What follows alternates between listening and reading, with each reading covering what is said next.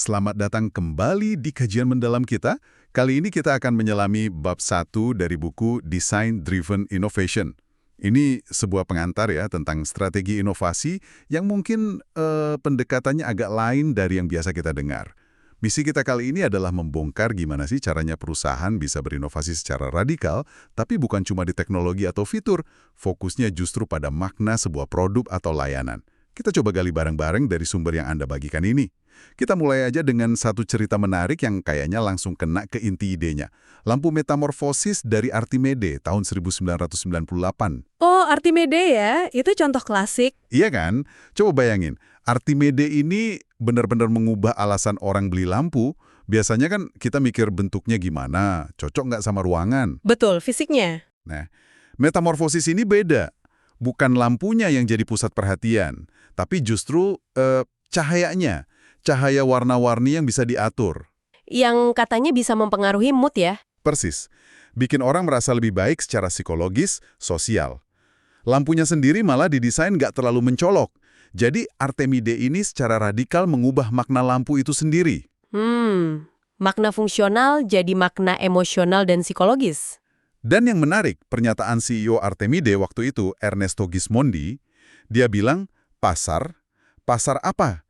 Kami nggak lihat kebutuhan pasar. Kami bikin proposal untuk orang-orang. Wah, ini kan provokatif banget ya. Banget, dan itu langsung nyambung ke inti strategi yang mau kita bahas ini. Nah, jadi apa sih sebenarnya strategi inovasi berbasis desain ini? Yuk, kita bedah lebih lanjut. Pernyataan Gismondi tadi itu memang kayak menantang arus utama pemikiran manajemen ya. Sumber Anda ini menyoroti dua temuan penting dalam literatur bisnis. Pertama, ya udah cukup umum diterima lah kalau inovasi radikal. Biasanya teknologi ya? Nah, itu dia. Seringnya diasumsikan inovasi teknologi radikal itu sumber keunggulan kompetitif jangka panjang. Itu satu. Kedua, ada pemahaman juga kalau orang itu sebenarnya nggak beli produk, tapi beli makna. Maksudnya? Ya, di balik produk yang kita pakai ada alasan emosional, psikologis, sosiokultural, nggak cuma fungsi praktisnya aja. Oke, paham. Nah, disinilah letak asumsi yang menurut penulis buku ini, Roberto Verganti, keliru. Banyak yang anggap makna itu ya given, sesuatu yang udah ada aja gitu. Bisa dipetain, dipahami, tapi nggak bisa diciptain gitu. Tepat. Makna dianggap bisa dipahami lewat riset pasar, etnografi, tapi nggak bisa diinovasi secara radikal. Seringnya jadi urusan marketing atau branding aja, buat bungkus produk, bukan urusan R&D kayak teknologi. Jadi kayak cuma polesan akhir ya? Bisa dibilang gitu. Nah, konsep inti yang diajukan di sini adalah inovasi berbasis desain atau design-driven innovation. Ini strategi yang fokusnya secara sadar dan sistematis melakukan inovasi makna secara radikal. Bukan cuma memperbaiki, tapi bikin proposal makna yang benar-benar baru. Wah, jadi bukan cuma bikin lebih canggih atau lebih murah ya, tapi mengubah kenapa orang pengen produk itu. Menarik. Dan Artemide tadi kan bukan satu-satunya ya. Betul, banyak contoh lain. Sumber ini nyebutin beberapa lagi. Kayak Nintendo Wii tahun 2006. Ingat nggak? Sebelum Wii, konsol game kan identik buat anak muda jago main game, duduk pasif. Iya, yang mainnya sendirian atau sama teman dekat aja. Nah, Wii mengubah total makna itu. Konsol jadi sarana hiburan fisik yang aktif. Bisa dimainin bareng sekeluarga, semua umur. Dari soliter jadi sosial. Dan penjualannya luar biasa kan waktu itu. Ngalahin PS3 sama Xbox di awal. Banget. Terus ada Apple iPod sekitar 2001-2003. Sebelumnya kan udah ada MP3 player. Tapi ya sekedar gantiin Walkman aja. Fungsi dasarnya sama lah ya. Apple nggak cuma jual alatnya. Mereka bangun ekosistem iPod, iTunes Store, software iTunes. Nah, ini mengubah makna dari sekedar dengerin musik di jalan, jadi ngelola, nemuin, nikmatin koleksi musik pribadi. Kasih kontrol penuh ke pengguna. Jadi semacam jadi produser musiknya sendiri ya? Bisa dibilang gitu. Terus ada Whole Foods Market. Sejak 80-an, mereka ubah citra makanan sehat organik. Dari yang kesannya serius, penuh pengorbanan. Asketik gitu ya? Iya, jadi pengalaman belanja yang menyenangkan, hedonis malah. Belanja sehat, jadi rekreasi. Atau Alessi di tahun 90-an dengan pembuka botol Anage itu. Ah, yang ikonik gitu ya? Peralatan dapur jadi bukan cuma alat fungsi, tapi objek afeksi. bikin senyum, nyentuh sisi kekanak-kanak kita. Mereka pelopor desain emosional. Jadi intinya jelas banget, perusahaan-perusahaan ini nunjukin kalau makna itu bisa diinovasi secara radikal. Dan hasilnya, pasar baru, profit jangka panjang, merek ikonik. Persis. Dan itulah kenapa omongan Gismondi tadi, kami membuat proposal, kedengarannya berani banget, bahkan aneh mungkin buat sebagian orang. Karena ya, penulis buku ini juga akui, kita sebenarnya tahu sedikit banget soal gimana proses inovasi makna radikal ini terjadi. Jadi kayak masih misteri gitu ya. Bisa dibilang gitu. Ini kayak teka-teki yang belum terpecahkan di studi inovasi. Coba bandingin sama inovasi teknologi, kita punya banyak model, banyak teori prosesnya, dari lab sampai pasar. Nah, inovasi makna radikal ini masih gelap, lebih kayak seni daripada sains mungkin. Penulisnya sendiri, Verganti, itu risetnya bertahun-tahun loh, mulai dari studi sistem desain Italia, ikut mendirikan sekolah desain di Politecnico di Milano, fokusnya ke peran manufaktur bukan cuma desainernya dalam inovasi makna ini.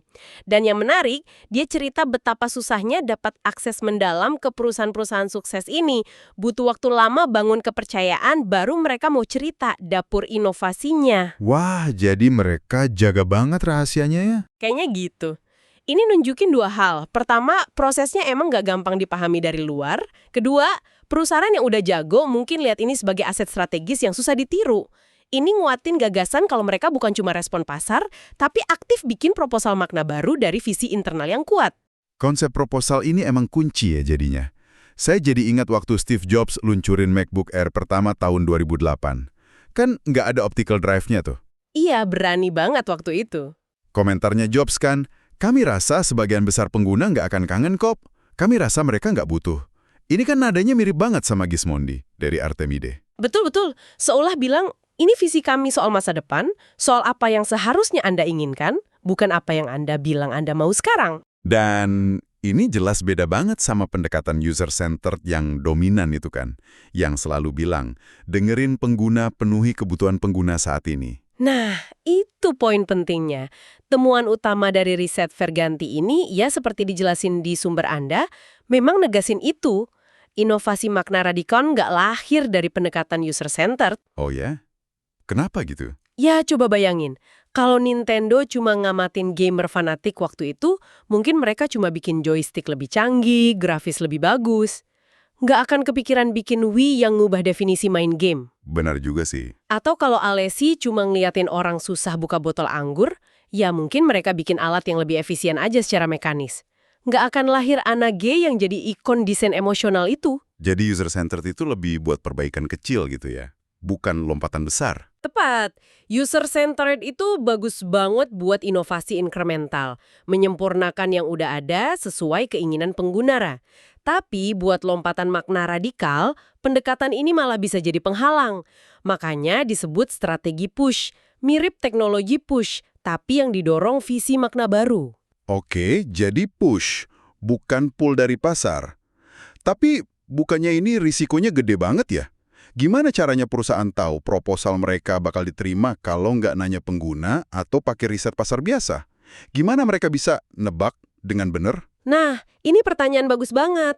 Dan ini membawa kita ke jantung prosesnya menurut kerangka kerja ini.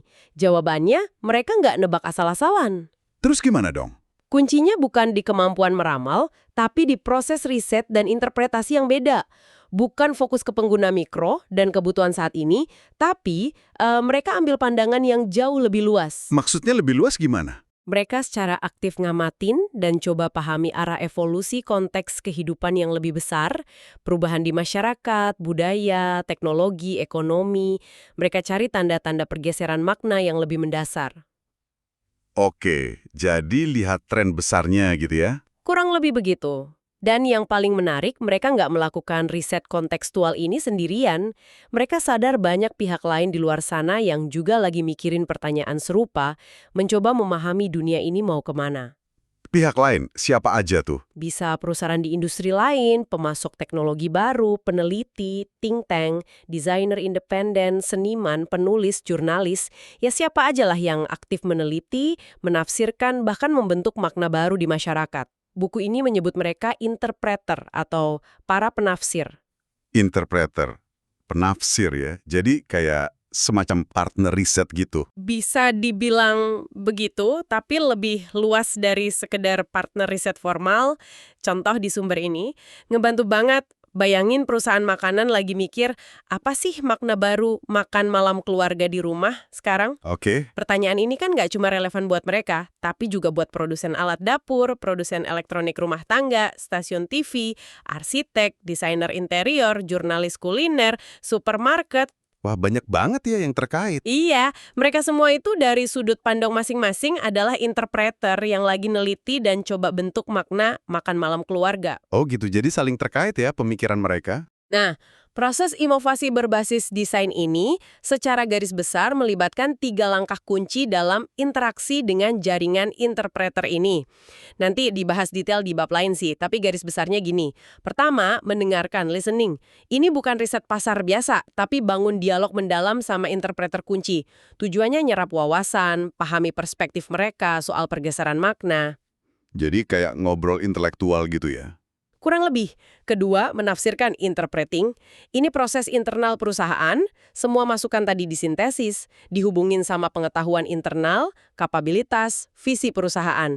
Disinilah proposal makna yang unik mulai terbentuk. Momen kuncinya di sini ya. Betul. Ketiga, mengalamatkan addressing. Proposal makna udah jadi, nggak langsung dilempar ke pasar. Tapi dialamatkan lagi ke para interpreter kunci tadi. Buat dapat feedback, bangun koalisi, sempurnain proposal, dan mulai bangun narasi bareng biar pasar nanti paham. Jadi kayak sosialisasi dulu ke para ahli gitu ya. Semacam itu. Dan yang penting banget, suksesnya proses ini bergantung banget sama aset relasional. Kualitas hubungan jangka panjang sama para interpreter kunci ini. Bukan sekedar metode atau alat ya. Bukan. Ini susah ditiru pesaing. Lebih ke bangun modal sosial, jaringan intelektual, daripada cuma jalanin prosedur riset, butuh kemampuan membangun kepercayaan. Oke. Jadi kalau kita coba rangkum nih dari pengantar ini ya. Ada jalur inovasi radikal yang beda, fokusnya bukan teknologi atau fitur dari pasar, tapi perubahan makna fundamental. Namanya inovasi berbasis desain. Sip, itu intinya. Dan ini strategi push, perusahaan ngajuin proposal makna baru, dasarnya dari visi mendalam soal evolusi masyarakat dan budaya. Contoh kayak Artemide, Wii, iPod, itu nunjukin kekuatannya buat bikin pasar baru dan keunggulan jangka panjang. Tepat sekali. Dan penting ya bedain ini sama inovasi user-centered.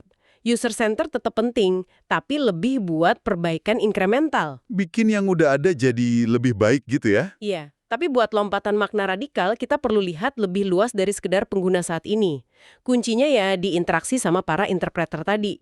Ini proses riset mendalam, bukan cuma soal kreativitas spontan. Butuh kemampuan menilai dan bangun relasi ya jadinya. Betul. Kemampuan judgement pemimpinnya dan investasi di modal sosial itu jadi krusial. Aset relasional itu tadi. Terus, kenapa ini penting buat Anda, pendengar kita?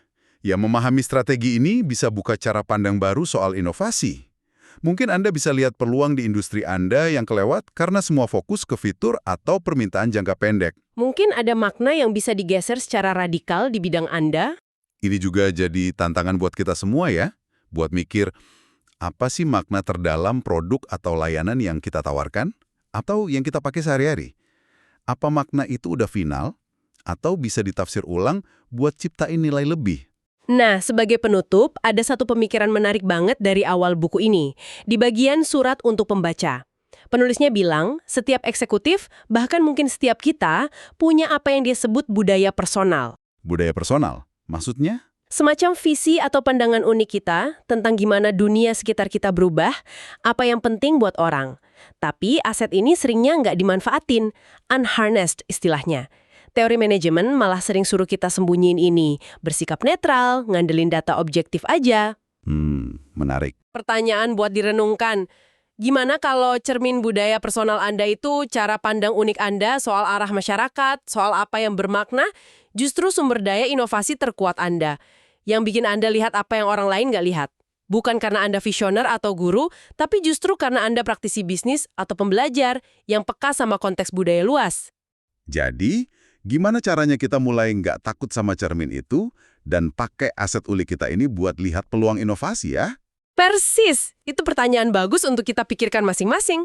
Wah, pertanyaan penutup yang sangat menggugah. Terima kasih sudah menyimak kajian mendalam kita kali ini tentang pengantar inovasi berbasis desain dari buku Design Driven Innovation.